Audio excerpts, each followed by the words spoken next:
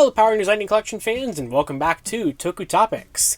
Today I'm taking a look at the second half of what I like to call the Yellow Duos, which were a pair of Lightning Collection Yellow Ranger figures released as GameStop exclusives, because they announced them as GameStop exclusive, but they definitely are not that. They are fan channel exclusives, which means GameStop does have them, but so does Entertainment Earth, Big Bad Toy Store, Hasbro Pulse, and such like that.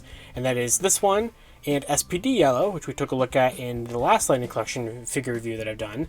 And this one is another interesting one, just like that one, to where this completes a team. So where SPD, I kind of said it sort of completes it, because like you can make the argument that there's still some missing Rangers on that team. But for here, for Maya, this completes Lost Galaxy. Like, this is our 6th and final member.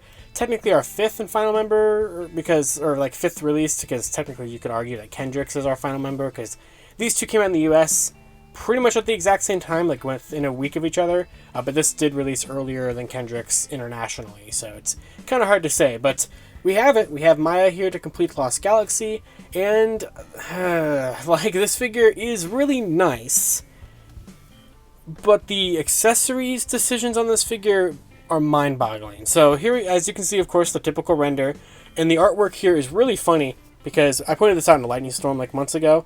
She's holding the holstered version of the Quasar Saber as a weapon, which looks ridiculous, because that doesn't happen. It's like, this is a commissioned art piece of something that never happened, so there's that.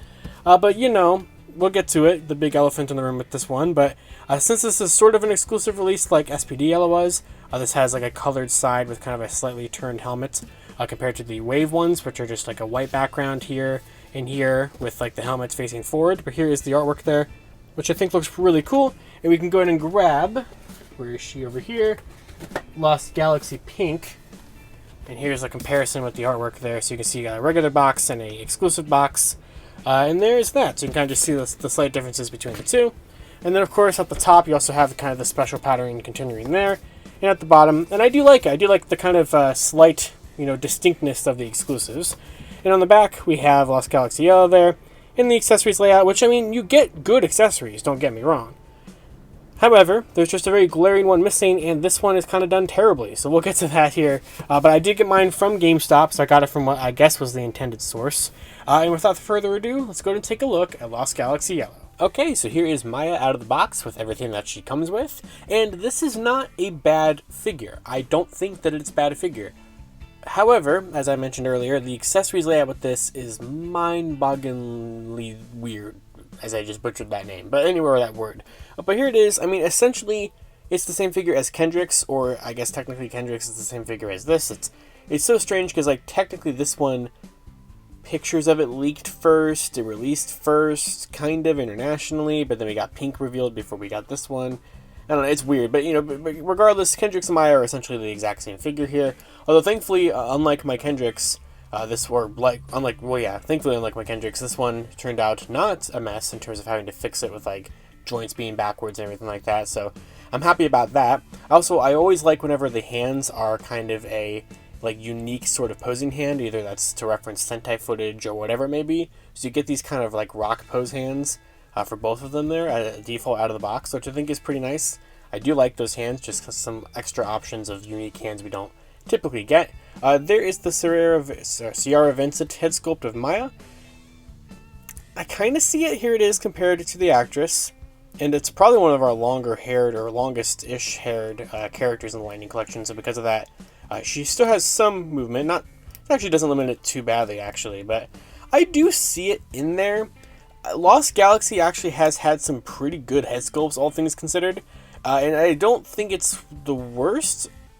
I mean, honestly, it might be, just because of the fact that the rest of the Lost Galaxy team was so solid for their head sculpts. In fact, Lost Galaxy is such a strange one, because it is honestly one of the best Lightning Collection teams that we've had. And the fact that we have a complete team of it now is fantastic, but there's just some strange choices that were made during the run of this team being in the line that I just will never really understand. But, there she is. Obviously, she's just like Kendricks, but without a skirt, which is accurate, because in the Sentai footage, this was a male. So we have that. We'll go ahead and swap the head, which that came off very easily, so I'm happy about that. This does have the old joint, though, which I just noticed that. I don't remember if it was like that on Kendricks, because it's not the new sort of, she's not pinless.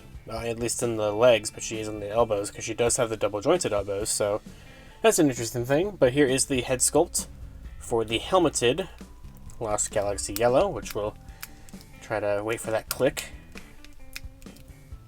which I guess just isn't really going to happen, but there it is, which I think is painted and sculpted pretty much perfectly. I have no problems with that. You get the nice little molded lines there, and the nice paint detailing of these. Not a bear? That's not right. Or maybe. I don't remember exactly, honestly.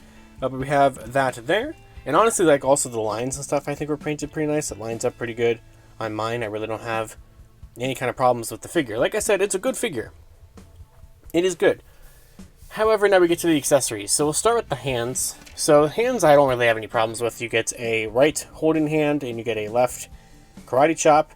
So, you know, pretty par for the course, you know, sort of standard hands kind of thing that we get there. You get the, I guess we'll go ahead and dive right into it. You get the holstered version of her Quasar Saber, and they do have the unique symbol printed on there, which is great. I like that all the Lost Galaxy Rangers have their holstered ones. But, like, Hasbro. So we've gone over this before in Lightning Storms and stuff like that, so it's not new information, and it's not surprising, but it's still completely infuriating. How and why does she not have her extended Quasar Saber? Like, there are some things with Power Rangers that, you know, certain weapons are pretty disposable, kind of expendable. You don't really need to include them, right? But Lost Galaxy, the Quasar Sabers are a pretty big deal, and you didn't give her the extended one, which is really strange. And like I said earlier on the box art, they have her holding this as a weapon. That's not how this works. They've never held these as weapons, as like daggers. They're always extended or they're in the holsters. Now instead of a Quasar Saber, which everybody would have wanted, you get the Quasar Launcher, which I don't mind. I like the Quasar Launcher accessory. You can still extend it and, you know, push it in just like on the original, or not the original, but on the Leo release of Wave 8 that had this. However, this one has some pretty bad quality control. I've seen some people's where the sticker is just peeling off completely. Mine is kind of like covered in like dirt, and mine also has some little bit of sticker peeling as such there. It was just assembled very quickly or not very nicely. But it is painted nice. I like all the silver and stuff there. You do get the little port right there for this pretty cool effect piece that I really do like this one as well. It's a unique effect piece that can pretty much only fit in the Quasar Launcher barrel. And it's the same one as Wave 8's Leo, just kind of done up in this cool kind of blue to purple to pink kind of effect. So I do like it. I do like the Quasar Launcher. I know she's had some problems holding it for some pictures that I've seen. But like, that's where this is so strange. Because, you know, we'll go ahead and bring him in here. Because Wave 8 Leo is essentially what this figure's sort of lineup is based off of. Because, like, you know, like I said, the effect piece is the same. The Quasar Launcher is virtually the same. I did not remember these being stickers on this one, but they definitely are. They just were applied a lot cleaner and a lot nicer 2 years ago. And the thing about Leo from Wave 8 is that Leo from Wave 8 was an interesting thing, because this was a single release version of Leo compared to the 2-pack version from 2019.